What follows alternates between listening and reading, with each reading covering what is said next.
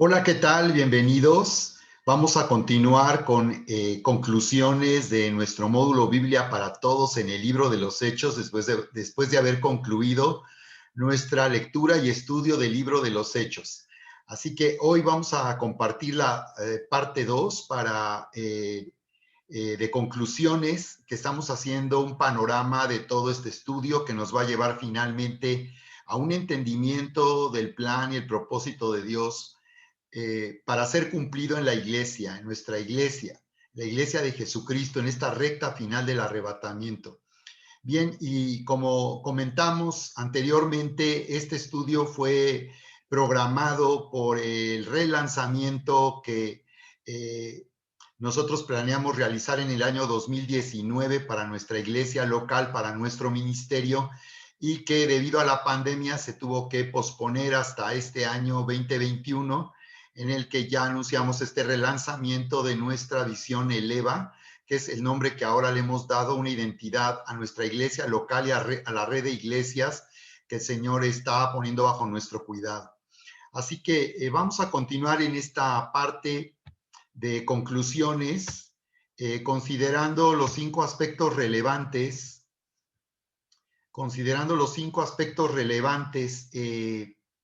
de este estudio del libro de los Hechos en nuestro módulo Biblia para Todos.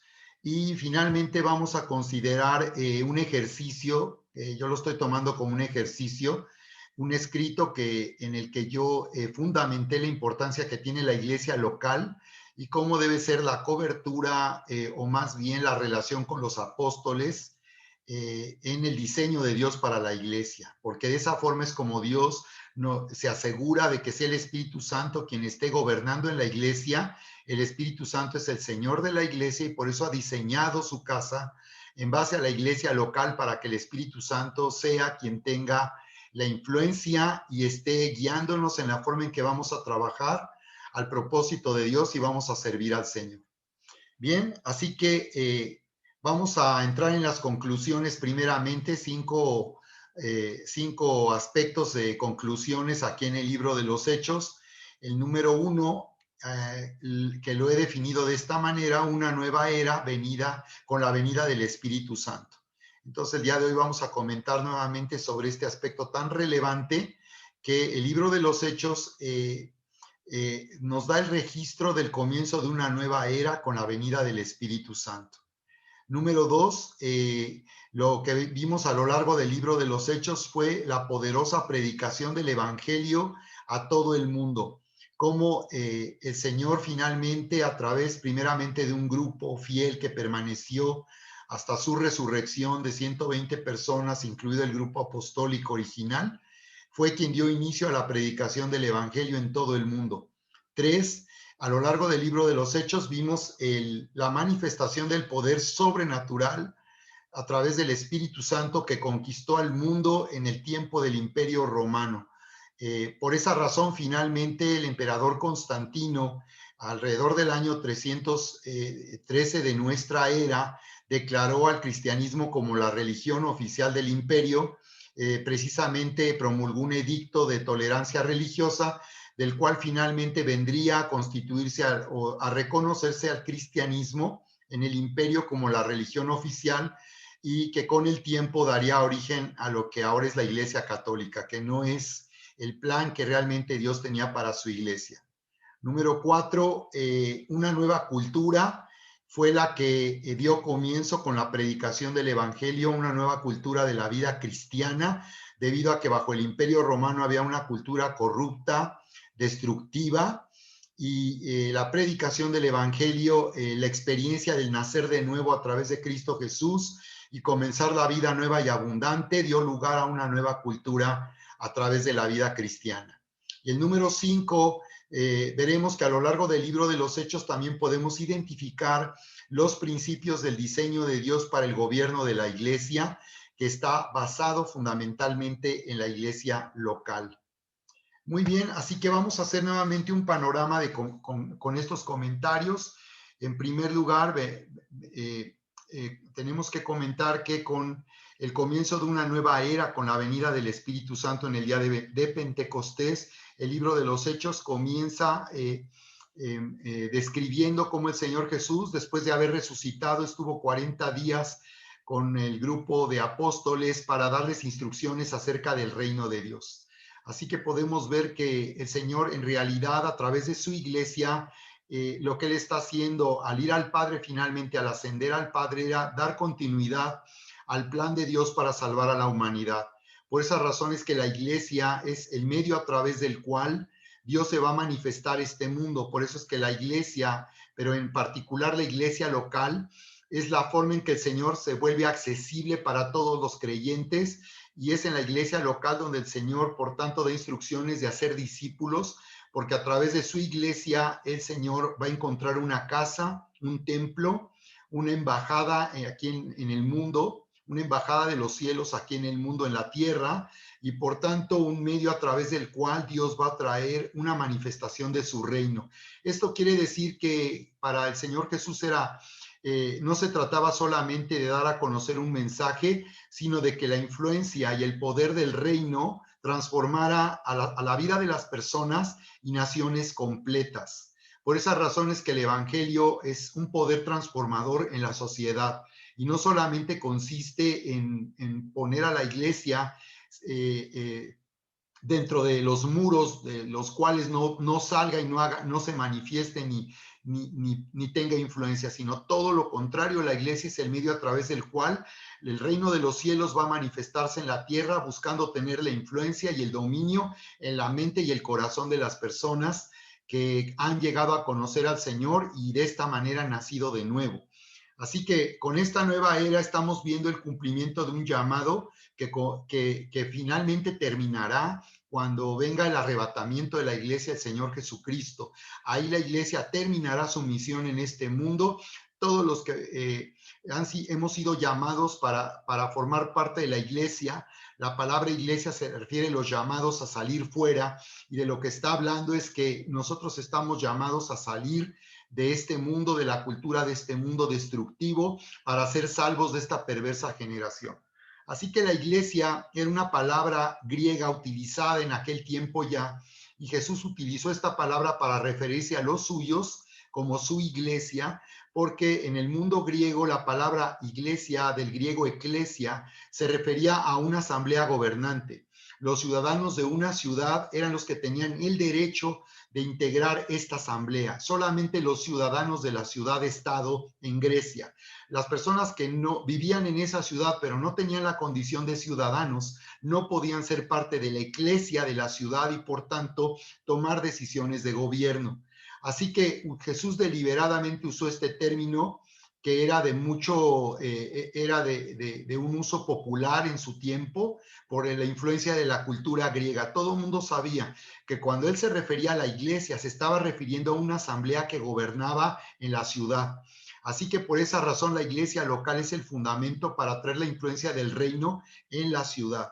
Así que vemos cómo con esta nueva era, con la venida del Espíritu Santo en el día de Pentecostés, vemos cómo hay una manifestación espectacular, sobrenatural del Espíritu Santo, y que él, en verdad, el Señor, el Espíritu Santo hace una entrada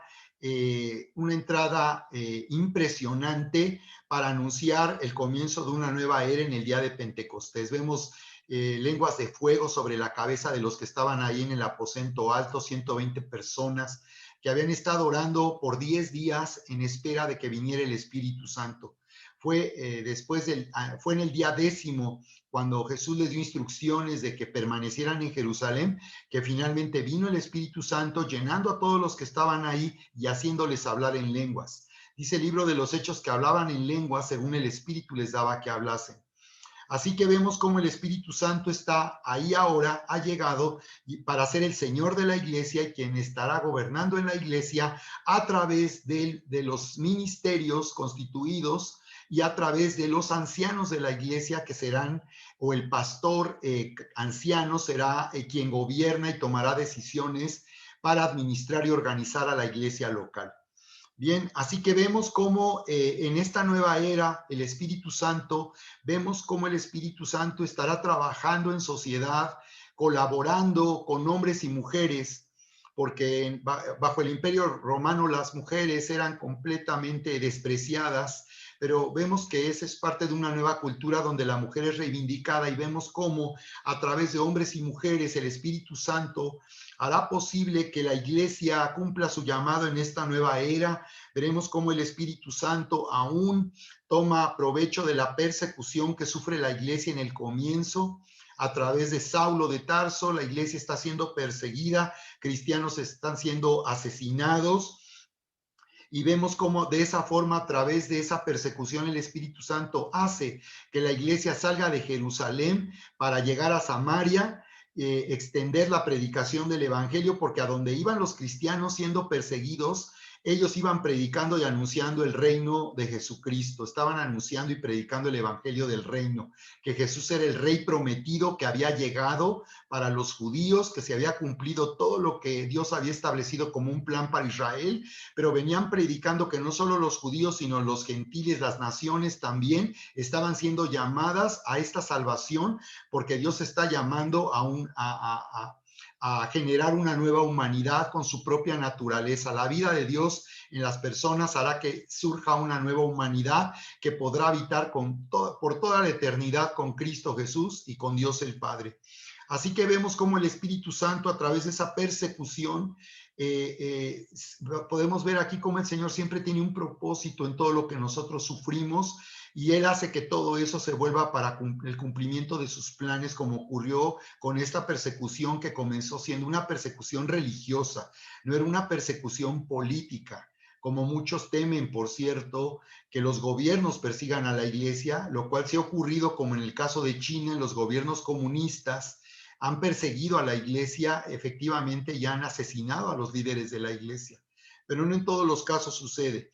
Vemos entonces cómo el Espíritu Santo finalmente hace algo impresionante y toca y transforma al principal perseguidor y asesino de la iglesia, que es Saulo de Tarso, en Hechos 9, y se convierte en el apóstol Pablo. Él adopta el nombre Pablo, su nombre gentil, o el nombre que lo identificaría en el mundo romano, porque él era ciudadano romano.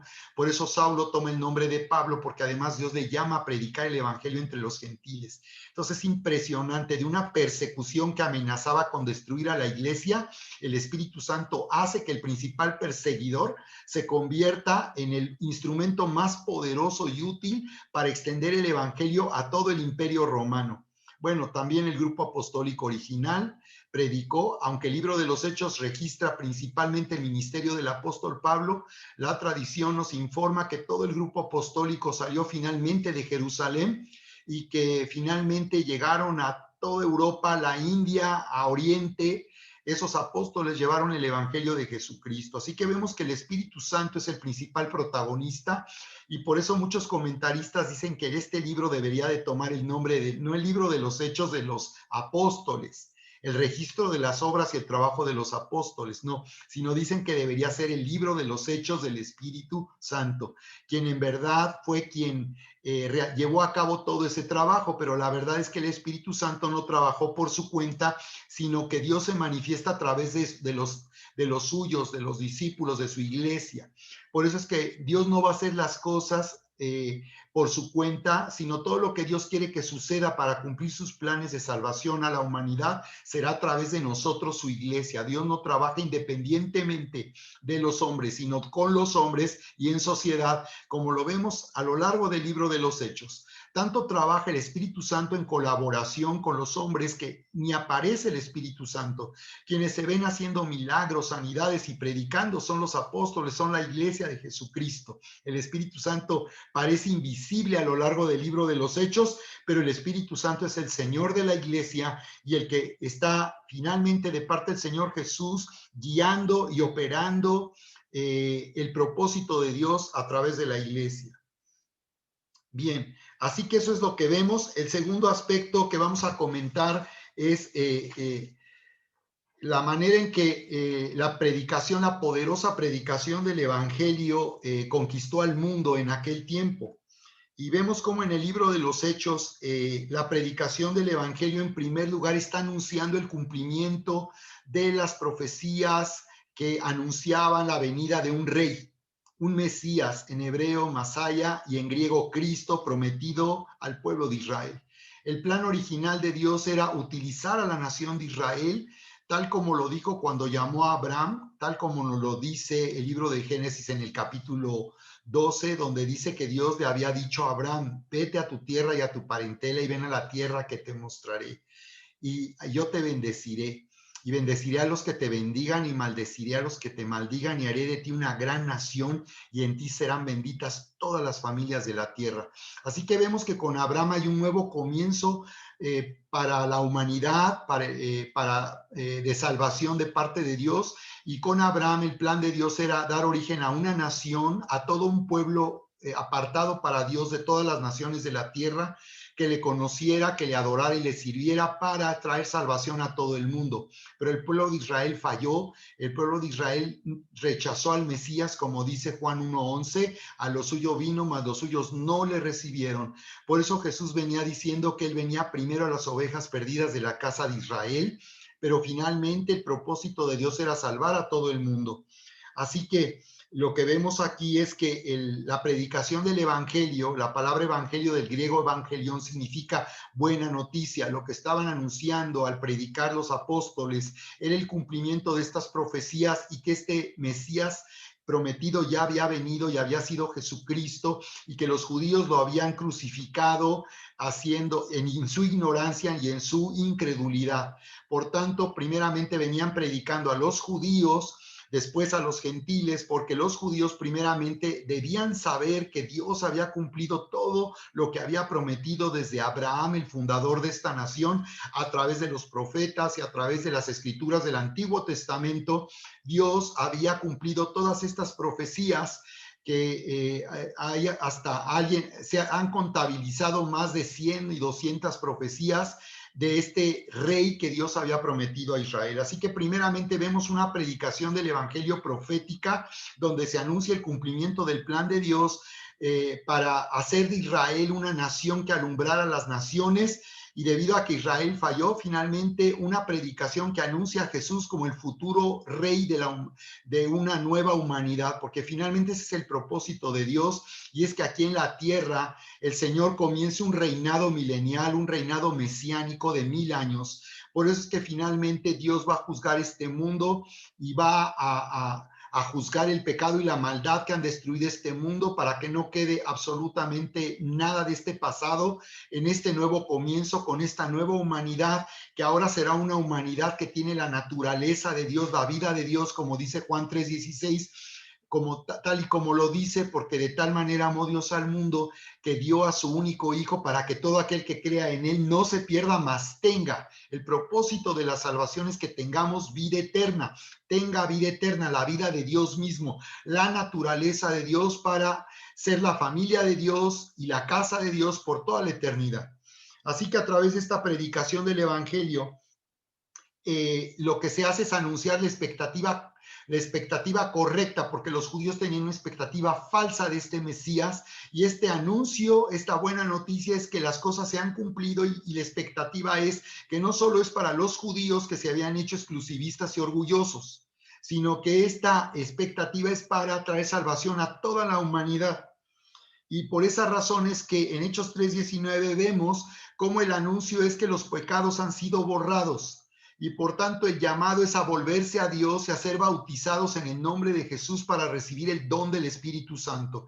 Así que vemos que a través de la predicación del evangelio se anuncia el plan de Dios para salvar al mundo, para salvar a los hombres a través de la obra de Cristo Jesús. Entonces sabemos que la salvación es un regalo de Dios, la justicia de Dios es un regalo que nos ha sido dado, se nos ha hecho justos a través del sacrificio de Jesús. Por esa razón es que finalmente Pablo, habiendo sido fariseo y por tanto celoso en cuanto a la ley, él sin embargo muestra el plan de Dios, que consistiría en revelar que la justicia de Dios era la única que podía hacer posible la salvación, el perdón de nuestros pecados y nuestra reconciliación con Dios. Así que vemos la predicación de un evangelio de la gracia, donde vemos cómo no se está predicando hacer buenas obras como lo hacen las religiones, todas las religiones del mundo, sino se está predicando que ha venido que ha venido un Salvador, un Rey, para hacer reinar la justicia de Dios, no la justicia de los hombres. No que cada quien piense que se va a salvar de acuerdo a lo que hace, sino un Rey que hace reinar la justicia de Dios para que de esta manera podamos reconciliarnos. Este mensaje es tan poderoso que quita la carga de la gente religiosa, y en el libro de los Hechos vemos como mucha gente religiosa, como muchos dicen que la gran mayoría de Jerusalén acabó siendo conquistada para el Evangelio de Jesucristo. Dice Hechos 6:7 cómo había un crecimiento y una multiplicación por causa de este mensaje tan poderoso, y dice que aún los sacerdotes obedecían a la fe, hablando desde luego de los sacerdotes en base a la ordenanza del Antiguo Testamento. Los sacerdotes que debían ofrecer sacrificios en el templo, que había sido el templo de Salomón y que fue restaurado finalmente en el tiempo de Esdras y Nehemías, lo que se conoce como el segundo templo, y que Herodes en el tiempo de Jesús y de la iglesia había remodelado. Se conoce como el templo de Herodes porque él lo remodeló e hizo de ese templo un lugar majestuoso. Fue por eso que los discípulos le dijeron a Jesús: ya viste el templo, qué impresionante edificio. Fue entonces que Jesús les dijo: de cierto les digo que de este edificio no quedará piedra sobre piedra, será totalmente destruido, por cierto. Y hasta el día de hoy ese templo no ha sido restaurado, no ha sido reconstruido, y lo será en el tiempo del anticristo, porque los judíos que no supieron aceptar a Jesús como su Mesías acabarán siendo juzgados, engañados. Como rechazaron a Jesús como su Mesías y fueron incrédulos, el juicio es que serán engañados por el anticristo, el antimesías, un falso Mesías que los va a engañar en este tiempo final. Así que podemos ver que este mensaje era un evangelio de la gracia, pero también del reino. Tú vas a darte cuenta, no solamente en el libro de los Hechos, sino a lo largo de las cartas del apóstol Pablo, te vas a dar cuenta que hay un anuncio de un reino, y no se refiere a algo espiritual nada más, se refiere a un reino que va a ser establecido y va a dar comienzo cuando Jesús venga a la tierra, cumpliendo lo que dice Zacarías 14. Esto es lo que se conoce como la segunda venida, no es el arrebatamiento es primero, después viene la segunda venida, después de los 7 años de tribulación y gran tribulación y de reinado del anticristo. Jesús vendrá a destruir al anticristo y reinará sobre la tierra en Jerusalén por 1000 años. Así que es el evangelio del reino, el anuncio de que Jesús va a reinar y de que estamos viviendo en los últimos tiempos, y hay un llamado a la humanidad y a las naciones a volverse este rey y a esperar la venida de este rey y a esperar el arrebatamiento de la iglesia de Jesucristo para el comienzo de una nueva era donde se terminará el gobierno humano finalmente y dará comienzo un gobierno del Señor Jesucristo y de su iglesia, un gobierno de Dios y los hombres, un tabernáculo que Dios hizo para estar con los hombres, un gobierno sobre la tierra no solo de Dios, no solo de los hombres, sino un gobierno de Dios con los hombres a través de Jesucristo, a través de su iglesia. Bien, vamos a ver entonces el tercer aspecto, que es la manifestación del poder sobrenatural, que es algo que fue determinante para que el mundo finalmente fuera conquistado para el Señor Jesucristo en aquel tiempo.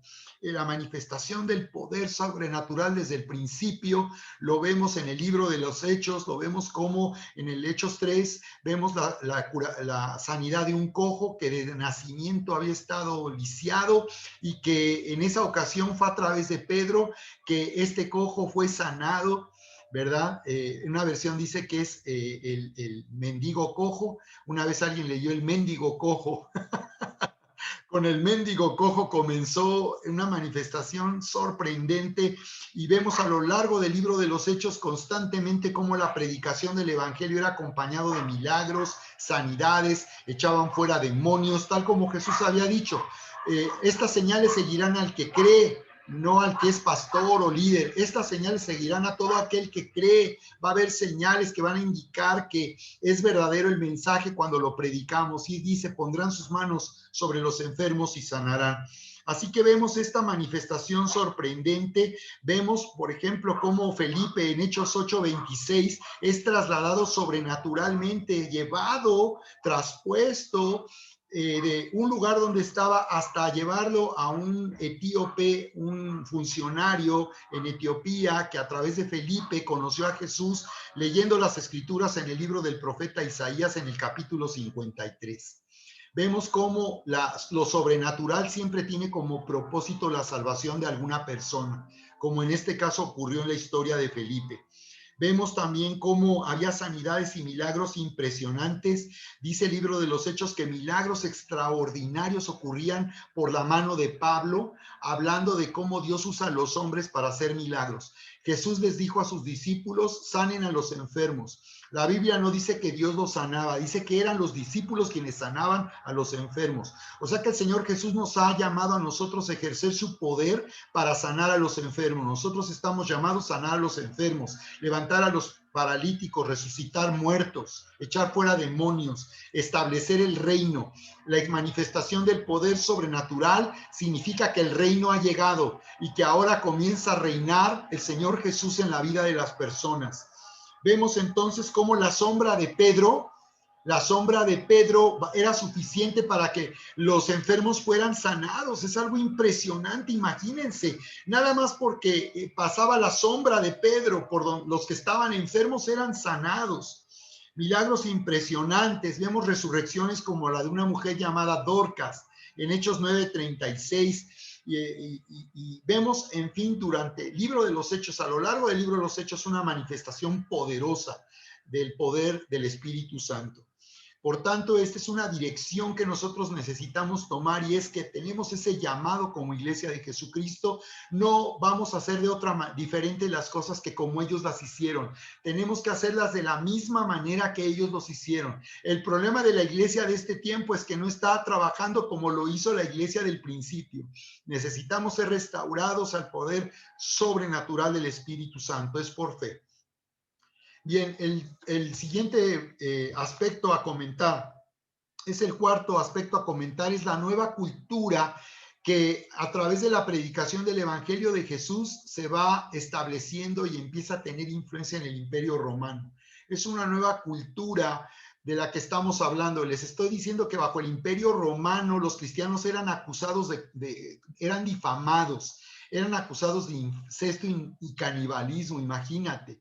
Fueron llegados a considerar criminales. La iglesia en Roma era considerada una amenaza a la sociedad y al Estado, porque promovían la idolatría y todo el que no estaba de acuerdo en adorar al César era considerado un enemigo del Estado. Así que vemos que a través del Evangelio se empieza a establecer una nueva cultura que es contracultura, está en contra de la cultura de su tiempo. De la misma manera nosotros tenemos que entender, como ocurrió en el principio, que nosotros no estamos llamados a adaptarnos a la cultura que nos rodea. No tenemos que predicar para agradar al mundo, como muchos cristianos piensan que la gracia es para quedar bien con la gente, para que la gente no se incomode, para que sienta bonito. A ver, no. Aquí tenemos que entender el principio y no confundir la gracia. La gracia no es para que nosotros perdamos identidad con respecto al mundo. El problema es que la iglesia por mucho tiempo fue religiosa y estableció de una manera tajante su separación del mundo, haciéndole sentir a la gente que era un pecador sucio y nosotros éramos santos y puros. Pero no se trata ahora de que perdamos nuestra identidad y nos adaptemos a la cultura en que vivimos. Así que esta cultura de la vida cristiana es una cultura completamente diferente a la de este mundo, contraria, y lo que pasa es que nos va a llevar a vivir la vida nueva y abundante. Muchos cristianos necesitan entender que tienen que salir de la forma en que este mundo vive en relación al matrimonio, al noviazgo, en relación al dinero, a los negocios, a la familia. Este mundo es destructivo y nos ha engañado y nos ha hecho creer que esa es la clase de vida que nosotros podemos vivir. Ya nada más tenemos a Cristo y ya, pero vamos a seguir viviendo como el mundo vive. Nosotros no somos del mundo ni somos como el mundo. La palabra iglesia habla de una separación. La iglesia es alguien separado del mundo, llamados a salir fuera, separados de este mundo para vivir una vida nueva y abundante. Por tanto, esta es una nueva cultura. Y podemos ver que esta nueva cultura consiste en vivir una relación personal con Dios tal como nos lo dice Hechos 2:38 al 40, donde vemos cómo hay un llamado a volverse a Dios, a arrepentirse, a ser bautizados. Está hablando de hacer un compromiso público. En ese tiempo, seguir a Jesús implicaba poner en riesgo nuestro prestigio, poner en riesgo la seguridad, tu situación económica. Hoy en día seguir a Jesús no representa ningún riesgo para la sociedad en que vivimos. Y aún así muchos cristianos se avergüenzan de no dar a conocer su compromiso con Dios o simplemente no quieren vivir comprometidos con Dios. Pero esta nueva cultura consiste en que nos da una vida de propósito, nos hace vivir de una manera intencional. Nosotros no estamos viviendo reaccionando a lo que pasa, estamos viviendo en una influencia, somos una cultura influyente y sobrenatural. Entonces nuestra forma de vida va a incomodar al mundo. No esperen que nuestra forma de vida la aplauda la gente que nos conoce. La gente que nos conoce en tu familia, tus amigos, no te van a aplaudir por ser cristiano, no te van a dar una medalla, no te van a poner en Facebook, no te van a dar like por eso.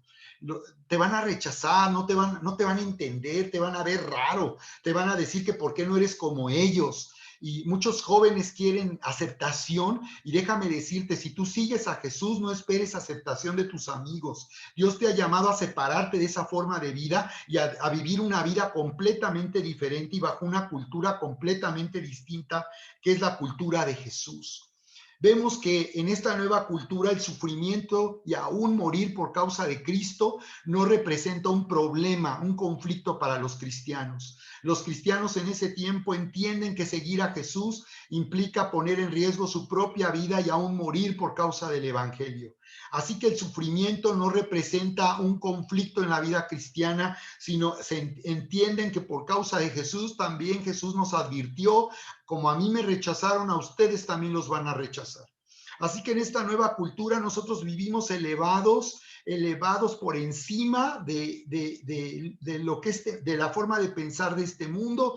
Para nosotros no es más importante nuestra vida en este mundo como vivir para Cristo.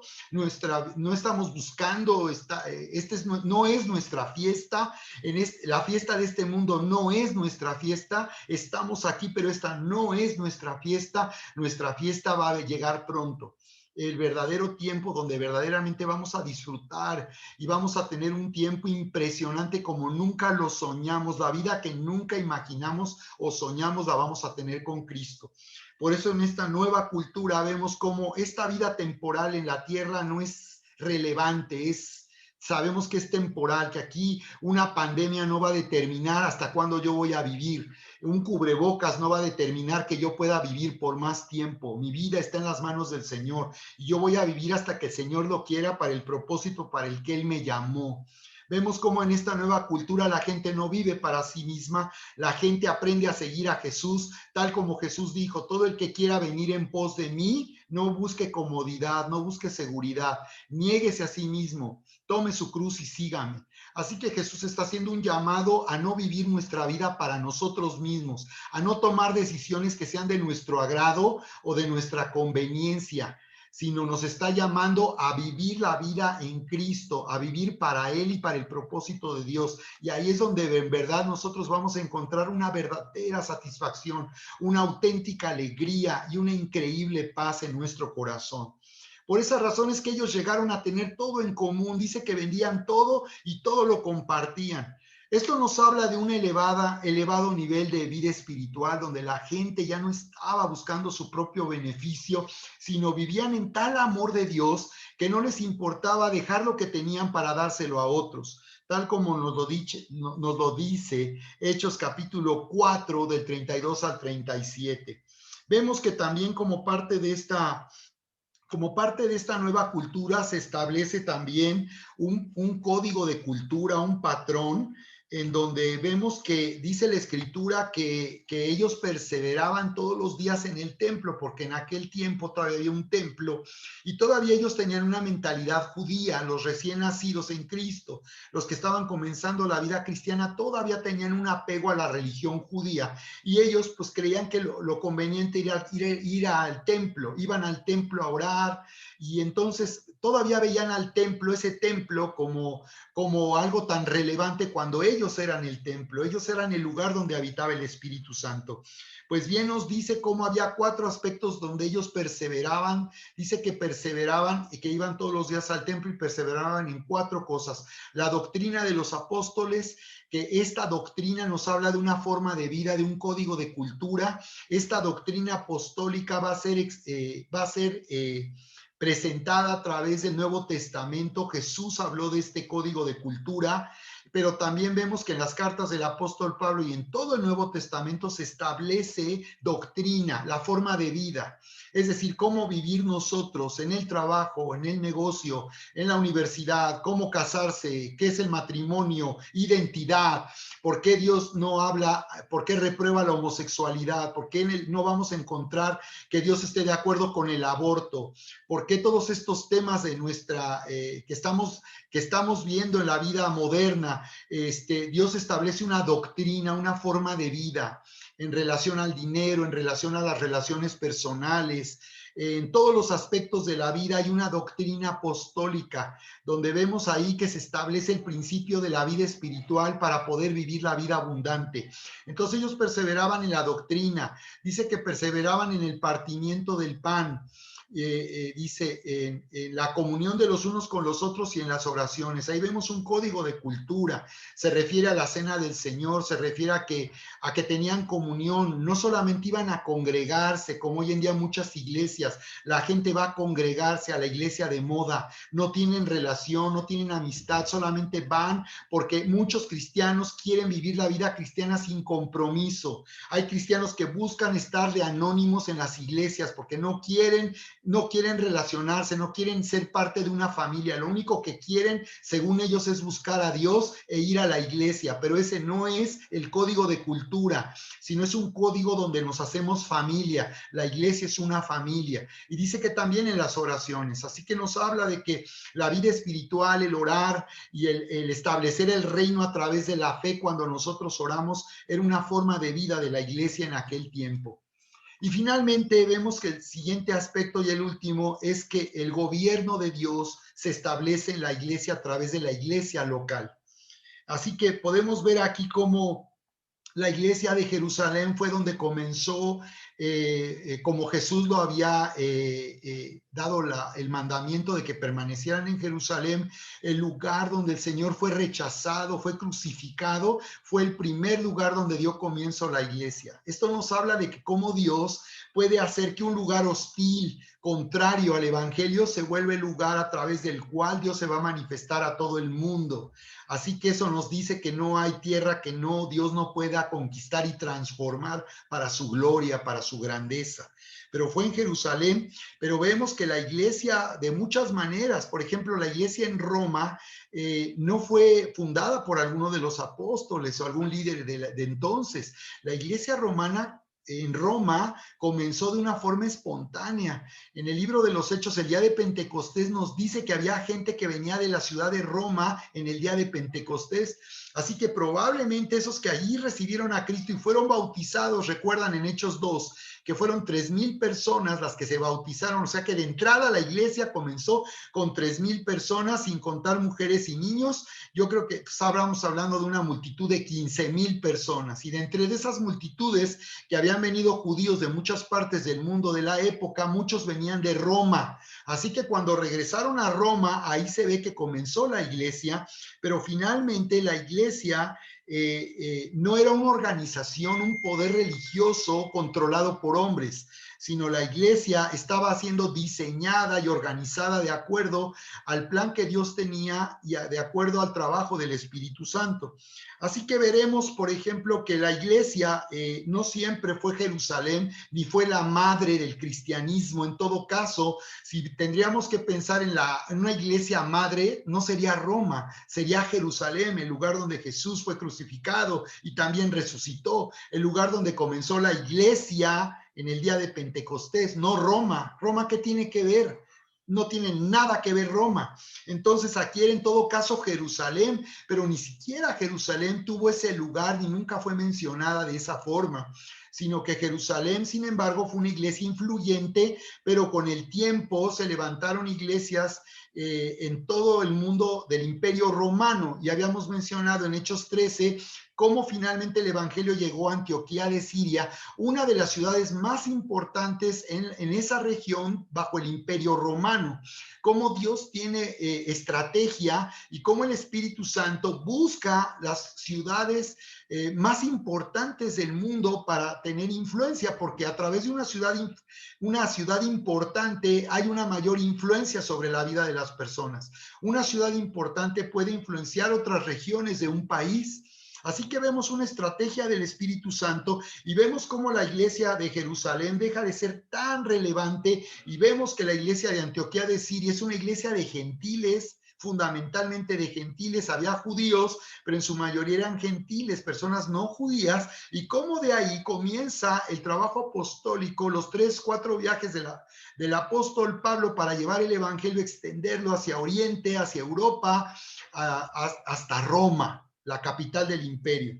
Así que vemos esto y vemos, por tanto, que también hay iglesias mencionadas que no se sabe cómo, pero alguno de los apóstoles o alguno de los líderes de aquel tiempo fundó alguna de las iglesias. Todas las iglesias, no todas las iglesias fueron mencionadas a lo largo de las cartas del apóstol Pablo, ni en el libro de los Hechos, pero tenemos una idea de que cómo comunidades cristianas, iglesias empezaron a ser plantadas por todo el imperio romano. Llegó un momento en que el imperio romano no pudo destruir a la iglesia y acabó siendo conquistado por el evangelio del Señor Jesucristo. Así que vemos cómo también la iglesia representa la identidad de Jesús y cómo la iglesia es Jesús mismo. Por eso dice que la iglesia el Señor es la cabeza y su iglesia es el cuerpo.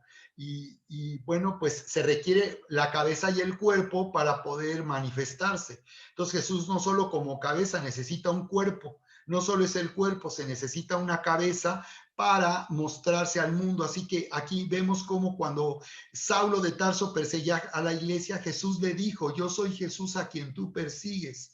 Entonces Saulo estaba queriendo lastimar a la iglesia, destruirla, y a quien realmente estaba persiguiendo era al Señor Jesús. Y el Señor Jesús se lo dice de una manera tan humilde, ¿no? ¿Cómo puede alguien perseguir al Señor Jesús? Pero él se lo hizo ver, le hizo reflexionar. Tú me vas a perseguir a mí. ¿Tú crees que puedes destruir a Dios? ¿Puedes ponerte en contra de Dios? Por eso se sintió tan avergonzado. Saulo le dijo: Señor, Señor, ¿eres tú? Como diciendo: ¿qué estoy haciendo? Esa luz de la gloria de Dios, de su presencia, abrió sus ojos y quitó esa venda de religiosidad. Así que vemos cómo la identidad de la iglesia es Jesús mismo, la iglesia es Jesús. Por eso los cristianos que se van de la iglesia, lastiman la iglesia, causan divisiones. Todo lo que se hace en contra de la iglesia lo están haciendo en contra del Señor Jesucristo. Si los cristianos se dieran cuenta que cuando meten divisiones y contiendas contra quienes está yendo es contra la iglesia. Cuando algún ministerio se atreve a difamarnos, se atreve a ir en contra de una iglesia local, no se dan cuenta que contra quien están peleando y quieren destruir no es a una iglesia local que se llame Eleva, es a la iglesia de Jesucristo, es a Jesús mismo.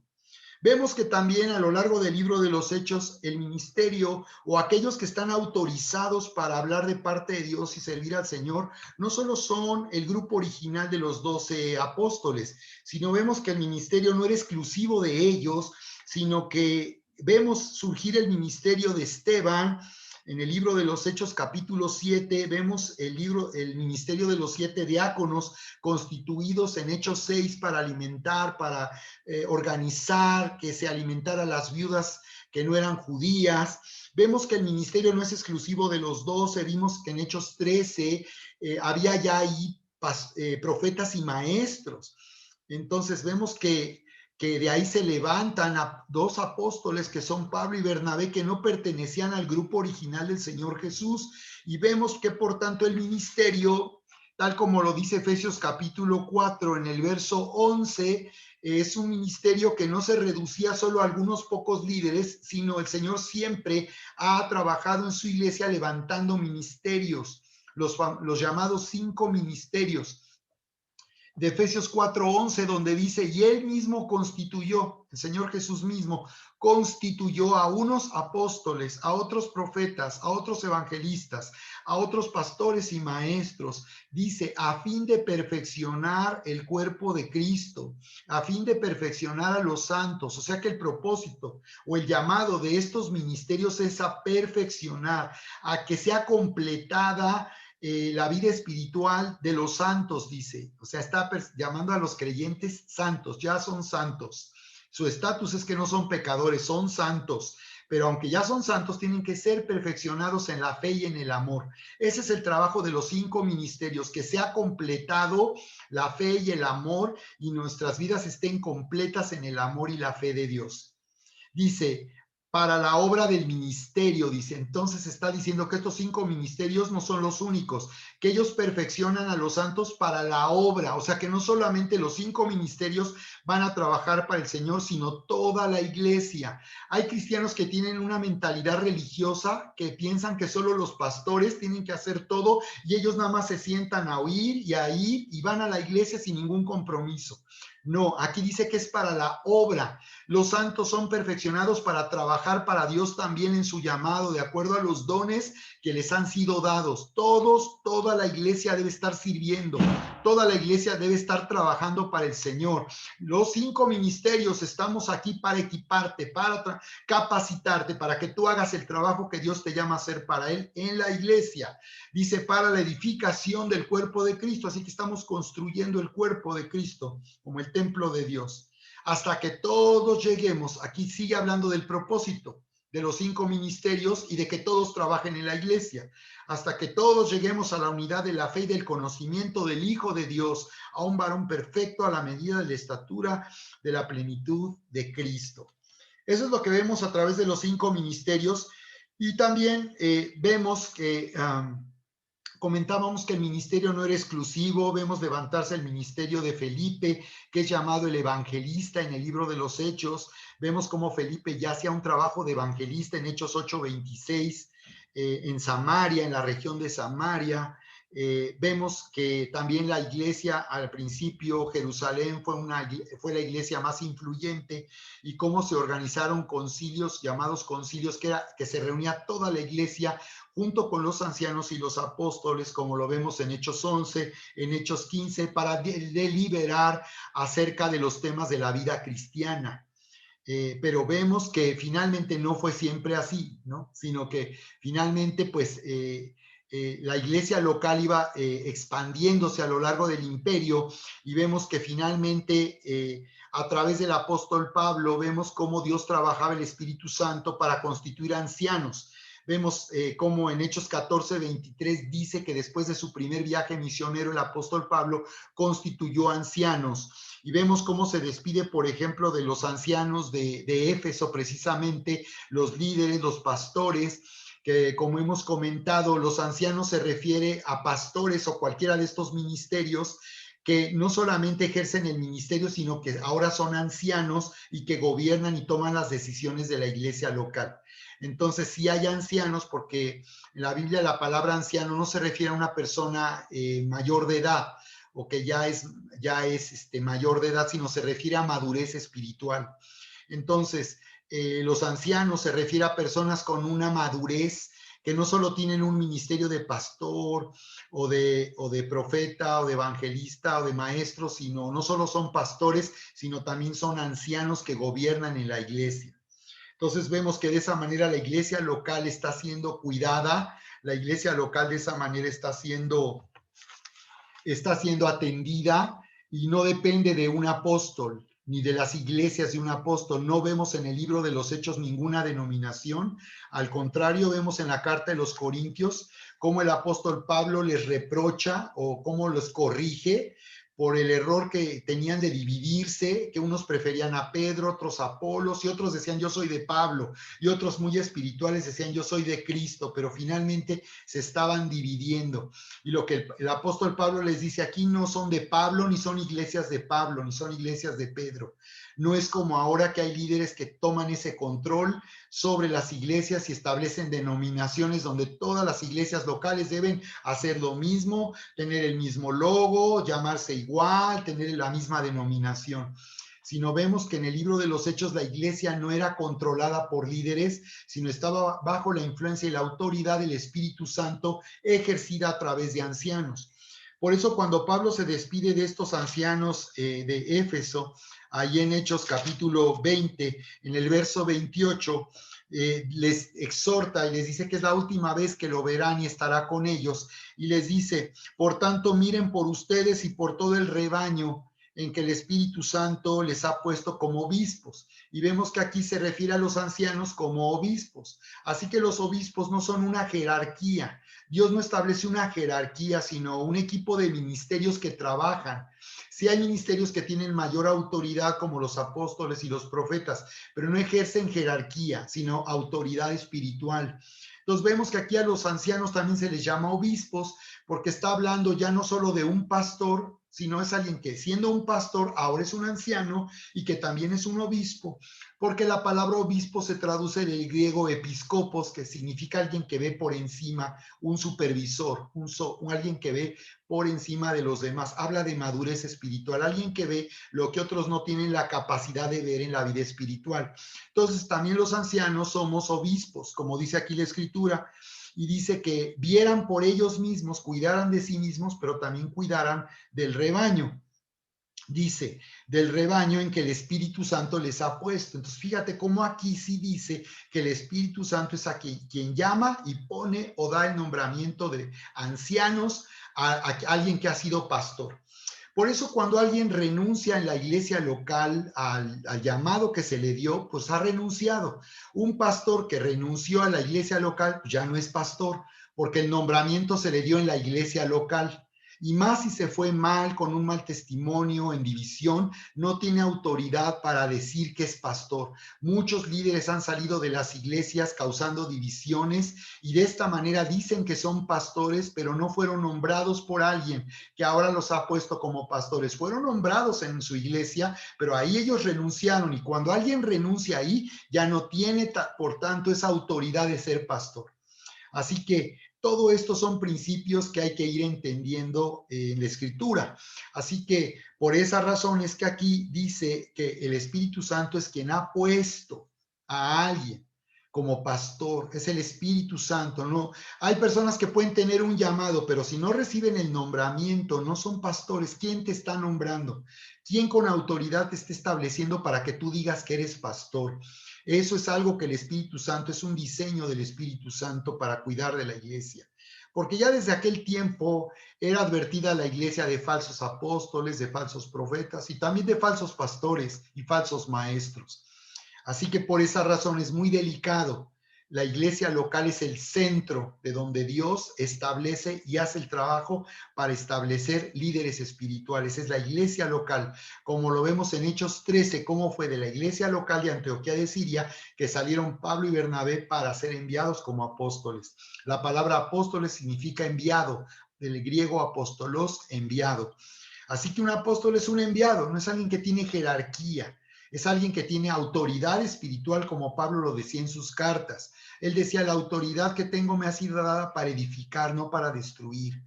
Así que aquí vemos que el Espíritu Santo dice, les ha puesto por obispos para apacentar la iglesia del Señor, la cual él ganó por su propia sangre. Así que él estaba diciendo claramente que la iglesia le pertenece al Señor Jesús. Él es el dueño de la iglesia y el esposo futuro de la iglesia. No los líderes, no los pastores, no los ancianos, ni los obispos, sino el Señor es el dueño, porque dice que él con su sangre, él pagó con su sangre para hacer suya la iglesia.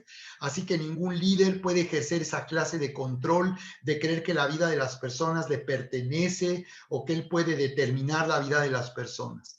Como hemos comentado, tenemos una autoridad, una influencia dada por Dios para llevarte a vivir la vida espiritual y para que tu vida esté dentro del diseño de Dios y dentro de los mandamientos que el Señor ha establecido en el Nuevo Testamento para vivir la vida cristiana.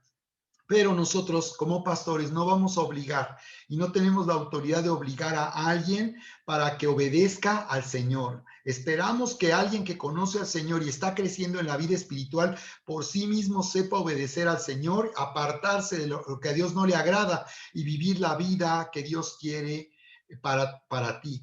Sí vemos, por ejemplo, en Mateo capítulo 18 instrucciones de cómo debe procederse o usarse la autoridad espiritual cuando alguien es sorprendido, dice la Biblia, en pecado. Aún Gálatas dice, si sorprenden a alguien en pecado, restáurenle con mansedumbre, ¿no? No con orgullo, no lo juzguen, pero restáurenlo con mansedumbre. Pero en Mateo 18 Jesús dijo, si tu hermano peca contra ti, ve y repréndele estando tú y él solos. Aquí se establece la forma de resolver conflictos personales en la iglesia. Si tu hermano peca contra ti, si te hizo algo, si te ofendió, búscalo y ve y habla con él aparte y habla con él el asunto que le afectó, que te afectó. Y entonces si tú dices, si él se arrepiente, has ganado a tu hermano, dice. Si él se arrepiente de lo que hizo en contra de ti, si él reconoce su error, su maldad y lo reconoce y lo acepta, has ganado a tu hermano. ¿Qué es lo que Dios desea? Que las personas cambien, que las personas rectifiquen, que se corrijan. Pero sí hay una disciplina de parte de Dios. Dice, ve con tu hermano que pecó contra ti, ve y habla estando tú y él solos. Si alguien va y habla con otros, en vez de hablar con la persona que corresponde, ya son chismes, murmuraciones, eso es algo, pues es un pecado, eso es un error, eso es algo que Dios reprueba, los chismes y la murmuración. Entonces dices, y si no entiende, si no acepta, entonces trae 2 o 3 testigos. Y en boca de 2 o 3 testigos, háganle ver su error. Y si él no lo reconoce, entonces dilo a la iglesia. Fíjate cómo aún Dios nos da autoridad para ir a la iglesia como ancianos y exponer una situación de alguien que no se ha querido arrepentir. Y todavía dijo Jesús, Jesús lo dijo, Mateo 18 dice, ténganlo por gentil y publicano, Y esto es algo que vemos en la segunda carta de Corintios, capítulo 1 y 2. Ahí tú ves cómo el apóstol Pablo dio indicaciones, instrucciones de cómo atender estas situaciones en la iglesia. Así que esto está vigente y sigue vigente. Cuando Jesús dijo, ténganlo por gentil y publicano, lo que él estaba diciendo, hagan de cuenta que él no es cristiano. Trátenlo como si él no fuera cristiano y y es de esa forma que se debe de ejercer una disciplina y una autoridad para que esa persona se arrepienta. Dice, para que esa persona se arrepiente. Está en Mateo capítulo 18 a partir del verso 15, ¿verdad? A partir del verso 15.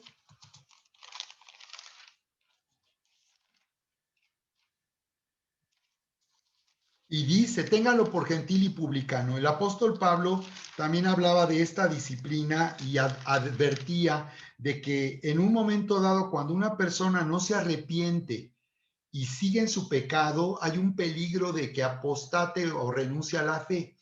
Entonces, había una instrucción muy fuerte y era entregarlo a Satanás. Y esto se refiere a que cuando una persona no se arrepiente y sigue en orgullo, sigue en rebelión y sigue en su pecado, en su maldad, lo mejor dice es entregarlo a Satanás. ¿Qué quiere decir? Que se quita la protección que tiene dentro de la iglesia y al tenerlo por gentil y publicano, esa persona quede expuesta al ataque del diablo. Entonces el apóstol Pablo es mejor que aún esa persona el diablo la destruya, la mate, pero se salve. Mientras todavía, aunque esté en pecado, todavía se puede salvar si su vida es cortada, porque aunque él esté en pecado, si ya todavía tiene a Cristo, se puede salvar aunque muera. Pero si una persona se le aleja y sigue en su pecado, acabará renunciando a la fe de Cristo Jesús. Entonces aún había esa disciplina extrema, aún de entregarle, decía a Satanás, dejar a Satanás que haga con él, porque pierde la protección que tiene dentro de la iglesia local. Entonces, aún de esa forma, hay instrucciones en la forma de ejercer autoridad. Pero finalmente lo que se busca con esto es que la persona entre en una convicción. Ahí es donde nosotros no podemos obligar, ni nadie te va a obligar a hacer algo que tú no quieras. Eso en realidad es una falacia, un engaño. O sea, a nadie se le obliga a nada, a nadie se le puede obligar. La gente dice que se le obligó, que se le prohíbe, pero en realidad la gente toma las decisiones que quiere. Así que realmente aquí a nadie se le va a obligar ni se le puede obligar. Por eso es que lo que el Señor busca a través de esta disciplina es que la persona se arrepienta, se vuelva a Dios, recapacite, rectifique y por tanto se abandone su pecado y pueda continuar conectado con el Señor. Así que vemos esto en el libro de los Hechos, en este último aspecto que estamos viendo, cómo el gobierno de Dios se establece a través de la iglesia local, no de organizaciones religiosas, no de denominaciones. Dios no estableció una pirámide donde hay un líder que controla todas las iglesias y es el que toma las decisiones. Es un gobierno de la iglesia local. Y en nuestro caso, pues nosotros hemos buscado siempre promover el ministerio, nombrar pastores. Los pastores que nombramos, que fueron 4 pastores en realidad, uno de ellos que fue nombrado y renunció, permanece con nosotros y los otros 3 nos abandonaron, pero lo que se habló con ellos es, este es el comienzo de tu ministerio, tú estás comenzando como pastor, pero vamos a trabajar para que tú seas llevado a ser un anciano, porque ser un anciano es participar de un presbiterio, de un consejo de ancianos que gobiernan en la iglesia local, donde hay un presidente que preside, que en este caso es el que tiene la mayor experiencia o autoridad entre ellos. Pero ese es un presbiterio, alguien que tiene un grupo, un consejo de ancianos que gobiernan en la iglesia, pero que son presididos por un pastor o un anciano principal. Nosotros hemos buscado eso siempre, pero lo que hicimos fue, al nombrar a alguien como pastor, era indicarle que era el comienzo para llevarle a ser anciano. ¿De qué dependía ser anciano? Pues de tener madurez, que lamentablemente en esos 3 casos fueron personas que pues no tuvieron la madurez, fracasaron, no tuvieron el carácter. En particular, uno de ellos fue constantemente corregido con graves problemas de orgullo, de soberbia, y esa persona nunca recapacitó, siempre se ofendió conmigo, siempre se sintió agredido porque yo constantemente corregía su orgullo, su prepotencia y su soberbia, de la cual se quejaron muchas personas de la iglesia. Entonces, no tuvieron el carácter para ser llevados a ser ancianos, aunque en este caso se fueron de la iglesia antes de terminar el proceso. Ahora algunos de ellos dicen que son pastores y la verdad es que yo quiero exponerlo públicamente. Ellos no son pastores ni pueden ser pastores porque aquí en esta iglesia local renunciaron y no tuvieron el carácter para ser confiables en un ministerio. Bien, y veremos entonces que en el libro de los Hechos veremos entonces que en vez de una pirámide, vemos que son mencionados que había 3 columnas, que eran Jacobo, Pedro y Juan. Ni siquiera Pedro era el líder más importante en la iglesia de Jerusalén, era un líder muy influyente, pero no fue el principal anciano de la iglesia de Jerusalén, o el principal de los apóstoles que estaba ahí gobernando en Jerusalén. Así que vemos esto, vemos como Jacobo era el líder de acuerdo a lo que dice Hechos 15:12. Y bien, finalmente vamos a terminar con el ejercicio que estaba yo compartiendo con ustedes respecto a este escrito que fue presentado en el 2014 y que es la razón por la cual nos separamos de una organización que se convirtió en una denominación. Comenzó siendo un movimiento muy influyente en México, donde se movía el poder del Espíritu Santo, donde vimos algo impresionante, pero a lo largo de los años esta organización se convirtió en una denominación en donde se ejerce control de las iglesias locales. Cambiaron los estatutos para que la iglesia local no tuviera la libertad a través de su pastor o de sus ancianos de cumplir su llamado de parte del Señor Jesucristo. Porque podemos ver como en Apocalipsis Jesús cuando manda el mensaje el Señor Jesús a las 7 iglesias del Apocalipsis, a cada iglesia le da un mensaje y cada iglesia tiene un llamado de parte del Señor Jesús. Todos cumplimos el mismo llamado, pero en particular para cumplir ese llamado que todos tenemos que cumplir, cada iglesia local tiene de parte del Señor Jesús instrucciones específicas. Por eso la iglesia local debe ser respetada. Así que vimos esto en la introducción del tema de la parte 1. Vamos a terminar de leer este escrito en donde yo aquí me refiero a la iglesia local. Habíamos compartido esta introducción con ustedes. Ahora vamos a ver lo que expuse aquí acerca de la iglesia local. Hechos 29, el libro de los Hechos continúa. En la Biblia, la misión del trabajo apostólico es establecer iglesias locales y para ello constituye ancianos que gobiernan en la iglesia local. En el libro de los Hechos observamos que al final de su primer viaje por Asia, Y antes de regresar a Jerusalén, el apóstol Pablo nombra ancianos que están a cargo del gobierno de la iglesia local, tal como lo dice aquí en Hechos capítulo 14, 23. Este consejo de ancianos es llamado también presbiterio, de primera de Timoteo 4:14, de la palabra griega que traduce anciano. Son encomendados al Señor como dueño de la iglesia por dos razones. Así que aquí establecemos el principio de que el Señor es Señor porque Él es el dueño. El Señor se refiere a alguien que es el dueño de la iglesia. Nosotros los pastores no somos los dueños. El Señor es el dueño, como dice Hechos 14, 23. Dice, primero, los ancianos o presbiterios son completamente responsables de gobernar y administrar en la iglesia local. Los apóstoles podían o no regresar a la iglesia local, podían supervisar o no constantemente, pero la iglesia local ni los ancianos dependían de ello para cumplir su función. Eran encomendados, como lo hacía el apóstol Pablo, o confiados al dueño para hacer fielmente su trabajo. Esta es la razón por la cual queda establecido en la Biblia que las iglesias locales no pueden ser controladas. Eso es una denominación. Cada iglesia local es digamos, es independiente y tiene que gobernarse por sí misma a través de sus pastores o ancianos. Hechos 20:17, y desde Mileto envió a Éfeso, hizo llamar a los ancianos de la iglesia, que fue la escritura que compartíamos.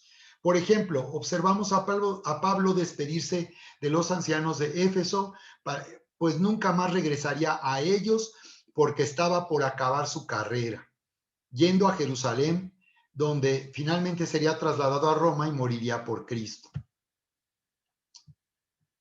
Después, más adelante, comentamos, ya esta es la escritura que comenté hace un momento en el punto anterior, Hechos 20, del 20 al 28, y luego dice, así a través del trabajo de Pablo, el Espíritu Santo nos revela los principios del oficio apostólico y su relación con la iglesia local. Así que aquí a continuación exponemos cuál es la autoridad que tiene un apóstol en la iglesia local. Y no es una autoridad absoluta, es una autoridad relativa dada por el Señor. Dice aquí que la iglesia local podría continuar con él o sin él, porque el dueño de la iglesia siempre estaría con ellos hasta el fin del mundo, como lo declaró Jesús en Mateo 18:20. Que los ancianos tendrían que mirar por el rebaño, ellos mismos, al ser los más maduros de la comunidad y bajo el gobierno del Espíritu Santo, estarían capacitados. Así que la capacidad que tenemos como pastores de gobernar en la iglesia proviene del Espíritu Santo. El Espíritu Santo nos da el amor y la sabiduría para gobernar en la iglesia. Que los ancianos como presbiterio o gobierno de la iglesia local habían sido equipados con todo el consejo de Dios, que fue lo que Pablo les dijo en esa despedida. Yo les he dado todo el consejo de Dios. Están capacitados, son ancianos para gobernar en la iglesia, aunque nunca los vuelva a ver. Para apacentar, como dice aquí en el escrito, o sea, cuidar y alimentar al rebaño y supervisar como obispos, como vimos, de la palabra griega episcopos. Que la iglesia local no era su propiedad ni de los ancianos, sino de Cristo, quien la había comprado con su sangre, de manera que nadie se enseñorearía de su iglesia porque Él es el verdadero y único dueño. Conclusión, en la iglesia local prevalece el gobierno de un anciano o grupo de ancianos o presbiterio de ancianos. En el libro del Apocalipsis observamos que el Señor Jesús, al revelar a Juan el fin de los tiempos, dirige las instrucciones al ángel de la iglesia de Éfeso, de la palabra ángelos, en griego mensajero. Así que este ángel no se refiere a un ángel del cielo, sino se refiere a un mensajero, se refería a un líder. Así que designa como mensajero al anciano principal de cada iglesia local. Es interesante que aunque se trata de un mensaje profético sobre los últimos tiempos, prevalece el principio de gobierno de la iglesia local a través del presbiterio o consejo de ancianos. O sea, este principio el Señor lo deja de establecer. Tratándose de un mensaje para los últimos tiempos, siendo tan importante, Él lo hizo a través de la iglesia local, no del apóstol Pedro, no del primer papa de la iglesia, no lo envió fue a través de los ancianos de cada iglesia local. Así que dice, de esta manera Dios nos revela su voluntad para manifestar su autoridad y reino. Tenemos que ver que es esta forma que el Señor se asegura de Él ser quien gobierne en la iglesia, de que su autoridad y su reino prevalezcan en la iglesia y no de alguien, de un líder. Dice que asegura de una manera espiritual y por medio del Espíritu Santo, siendo en la cabeza y su iglesia el cuerpo. Apocalipsis 1:20, en cuanto al ministerio de las 7 estrellas que viste en mi mano derecha y de los 7 candelabros de oro, las 7 estrellas son los ángeles mensajeros de las 7 iglesias y los 7 candelabros son las 7 iglesias. Apocalipsis 2:1, escribe al ángel de la iglesia en Éfeso, el que tiene las 7 estrellas en su mano derecha, aquel que manda entre los 7 candeleros, el que manda, el que tiene en su mano derecha. ¿De qué está hablando? De que Él es el que tiene la autoridad. En su mano están los líderes, los pastores, los ancianos de la iglesia, para que a través de ellos el Señor Jesús gobierna en la iglesia local. Por eso es tan importante que ustedes oren por nosotros, que desde luego nosotros no somos infalibles, ¿no? Uno como pastor, como anciano, claro que puede cometer errores, fallar en las decisiones, pero por eso es importante que oren por nosotros y que finalmente tengamos confianza que el Señor está sobre nosotros y que Él es el que estará gobernando en la iglesia local. La autoridad del apóstol es el siguiente tema del cual yo hablo aquí. Una función básica del apóstol la menciona Pablo al hablar de su propio llamado como perito arquitecto. Pablo decía que él era un perito arquitecto. Y él decía esto: conforme a la gracia de Dios que me es dada, yo como perito arquitecto puse el fundamento y otro edifica encima, pero cada uno mire cómo sobreedifica, porque nadie puede poner otro fundamento que el que está puesto, el cual es Jesucristo. Así como Moisés recibió el diseño del tabernáculo, a Pablo le fue revelado el diseño de gobierno de la iglesia. Y esta revelación le dio autoridad, como le aclaró a los corintios en sus cartas, era la autoridad de un padre espiritual, pero no era una autoridad para controlar una organización ni establecer una denominación. Los corintios carnales habían puesto a Pablo a competir con otros apóstoles, dividiendo a la iglesia local. Pero Pablo aprovechó esta inmadurez para mostrar que los apóstoles con los 5 ministerios son un regalo de Cristo para su iglesia y no necesitan escoger a uno porque Dios se los ha dado a todos, sino tomar el paquete completo, tal como dice Corintios 1:10. Aquí es donde habla de esas divisiones que había en Corinto. Unos decían que era de Pablo, otros de Apolos, otros decían yo soy de Cefas, así también le llamaban a Pedro, otros decían yo soy de Cristo. Así que no se jacten de seguir a un líder humano en particular, pues a ustedes les pertenece todo, dice en esta versión, ya sea Pablo, Apolos o Pedro, o el mundo, o a la vida y la muerte, o en el presente, en el futuro, todo les pertenece a ustedes. No tienen por qué quedarse solo con uno, sino quédense con todos. Ustedes pertenecen a Cristo y Cristo le pertenece a Dios. El siguiente tema es el éxito de Pablo en el ministerio apostólico al no controlar a las iglesias ni ejercer una autoridad de jerarca o de papa en sus iglesias. Dice, el éxito de Pablo, ¿en qué consistió? Consistió no solamente en la gracia y unción para plantar iglesias locales y constituir ancianos que gobernaran y cuidaran del rebaño, sino que los conflictos y dificultades eran solucionados ejerciendo influencia y autoridad espiritual. ¿Qué hace un apóstol? Ejercer influencia y autoridad espiritual, no control, ni enseñoreándose de las iglesias como una organización o denominación. Y aún el consejo de un apóstol también puede ser rechazado o ignorado, no tiene que ser obedecido. En el caso de Corinto, Pablo no se promovió en competencia con los otros apóstoles reconocidos ahí, los honró y se hizo parte de un equipo que ministraba en el cuerpo de Cristo. No como sucede hoy en día, que cada apóstol tiene su red de iglesias y controla en esa red de iglesias. Siguiente, defendió aún su autoridad, pero finalmente el resultado consistiría en que, al ser mostrada la verdad del evangelio, los ancianos y el rebaño lo reconocieran a él, al apóstol, como un padre espiritual y un don dado por Dios para su edificación. Así que también su autoridad tiene que ser aceptada y recibida, no impuesta. De modo que se sometieran en el espíritu, no a un jerarca, bajo una convicción por la verdad, no por una presión de un reglamento, de un estatuto. En el caso de Corinto, Pablo les escribió corrigiendo múltiples errores y desviaciones, pero fue al mostrar la verdad en la escritura y el corazón de un padre seguro de su llamado, que tuvo influencia y fue escuchado y aún obedecido por la convicción de los hijos que alguna vez se extraviaron en sus sentidos de la verdad. Como lo dice Corintios 4:15, porque aunque tengan 10,000 años en Cristo, no tienen muchos padres, pues en Cristo Jesús yo les engendré por medio del Evangelio. Así que vemos aquí que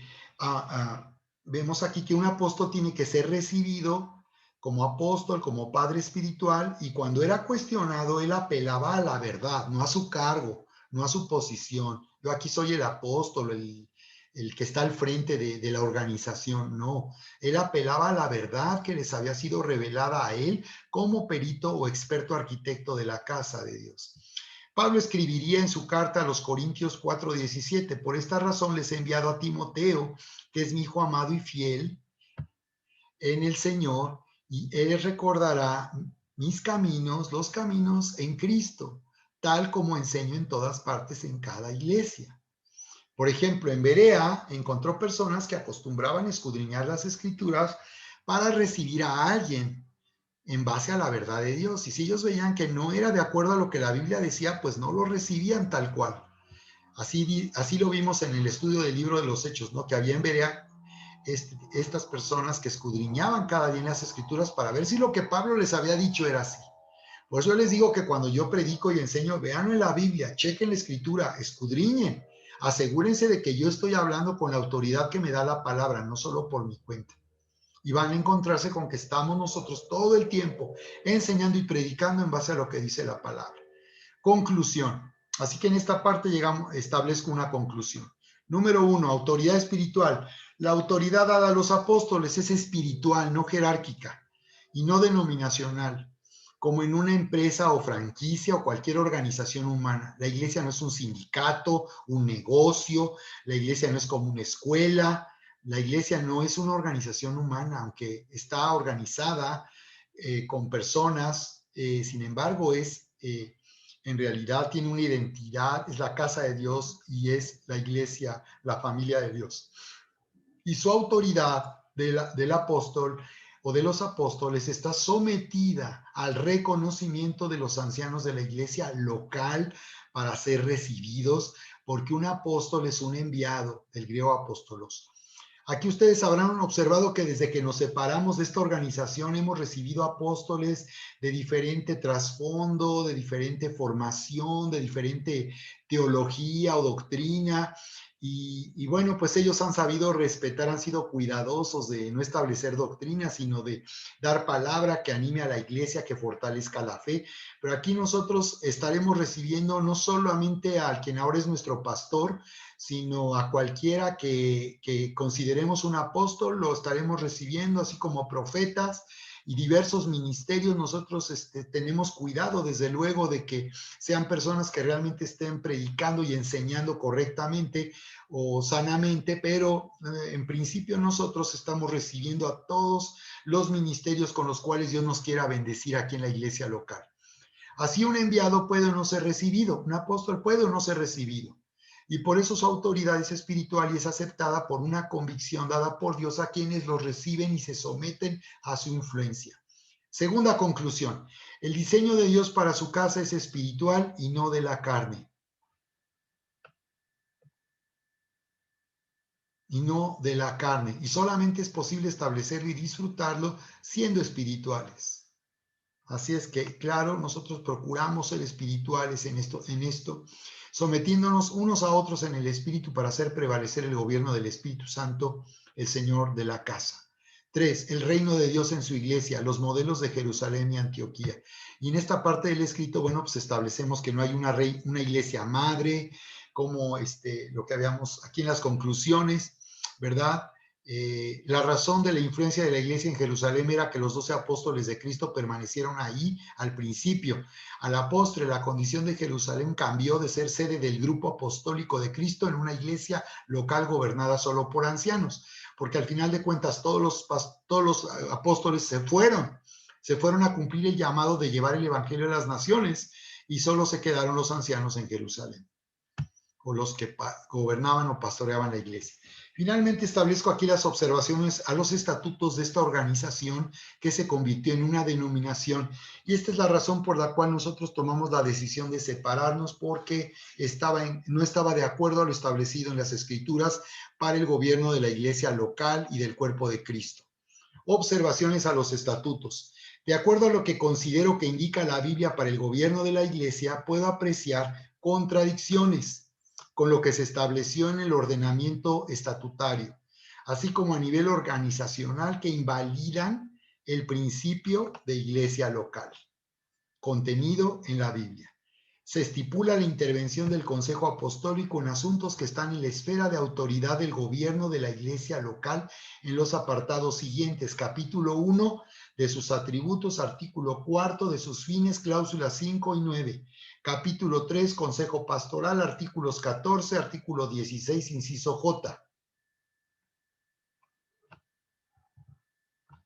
Al reglamentar de esta manera sobre el gobierno y funcionamiento del ministerio y administración del patrimonio de la iglesia local, se pierde el principio de autoridad espiritual de un consejo apostólico, porque como ancianos o pastores principales de la iglesia local estamos perdiendo nuestra facultad y libertad de tomar estas decisiones fundamentales al condicionarse a una previa aprobación o consentimiento del consejo.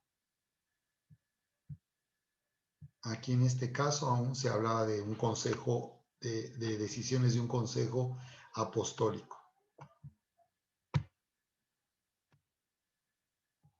Por el contrario, estos derechos necesitan ser confirmados y estipulados para la iglesia local en el estatuto. Al contrario, en vez de quitar los derechos, deberían ser confirmados estos derechos de administración que tiene la iglesia local sobre su patrimonio. Y la supervisión de ello debería ser por completo en una supervisión espiritual. Ahí está, sí puede haber supervisión, pero espiritual, que consiste en solicitar el consejo y dirección de un apóstol o consejo apostólico. ¿Cómo ves, apóstol, esto que estamos haciendo en la iglesia local? ¿Qué nos aconsejas? Muy diferente a tienen que hacer así las cosas, lo cual no requiere ser reglamentado porque se encuentra bajo un régimen y orden espiritual. Claro, ni siquiera necesitamos meterlo en un reglamento. Basta que pidamos el consejo del apóstol o él quiera darnos el consejo y será suficiente. En el estatuto hay una contradicción, porque por una parte se otorga al anciano o presbiterio como asociados poderes para actos de administración y para actos de dominio, pero se les retira esos derechos. Se les retira esos derechos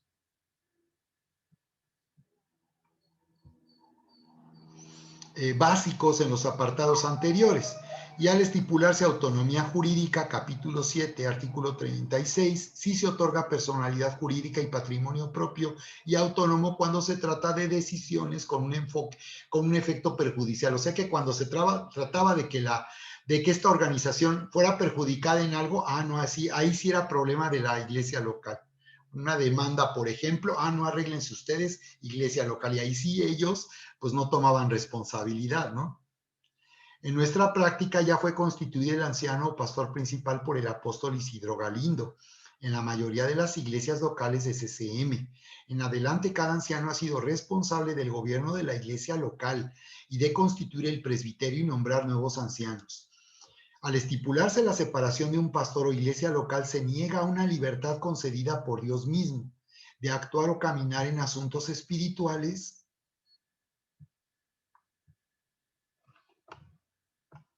en base a una convicción personal y no en base a un control o subordinación humana. Y por otra parte, se establece un enseñoreamiento control de la iglesia local.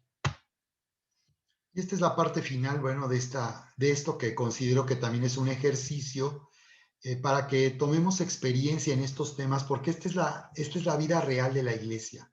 Esto es, el libro de los Hechos continúa hasta hoy. Y no solamente se trata de un evento ocurrido antes, sino de que tomemos la experiencia y que veamos la realidad de la iglesia en nuestros días. Y estas son las dos peticiones que yo hice a esta organización.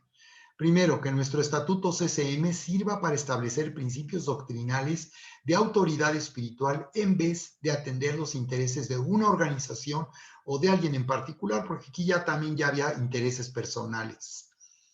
Claro que ha habido aquí intereses personales. Y segundo, que se respete la condición de cada iglesia local bajo la responsabilidad del anciano pastor principal que va a presidir en un presbiterio o consejo de ancianos con absoluta libertad de decidir cómo administrar el ministerio, su funcionamiento local, su patrimonio y aún separarse, como fue nuestro caso de esta organización.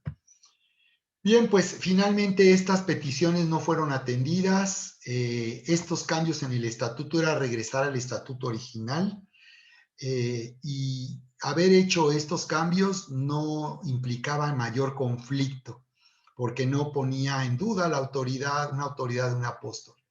Entonces, no se atendió, no llegamos a un acuerdo, no pudimos llegar a un acuerdo. Finalmente tomamos la decisión de separarnos para continuar nuestro llamado como iglesia local, como pastores y en un ministerio apostólico en el cual he sido llamado también. Continuar nuestro llamado de esta manera ya separados y buscamos, por tanto, un pastor que pudiera cuidar de nosotros, no un pastor que tomara control de la iglesia local o que en algún momento pudiera perjudicarnos, porque para eso no es un apóstol. Pedimos un pastor que atienda nuestra problemática personal o nuestras necesidades personales, pero hasta ahí llega, porque finalmente ya no estamos involucrando a la iglesia local en estos temas. Es decir, estamos en la red de Mundo de Fe, pero si algún día no vamos a estar, esto no debe de ser un problema para nadie, porque esto tiene que ver nuestra relación con el que ahora es nuestro pastor.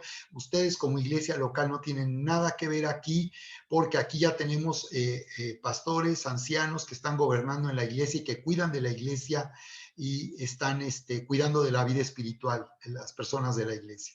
Por esa razón es que el tema no es relevante, como el cambio de nombre. Si volviéramos a cambiar de nombre, eso no es relevante.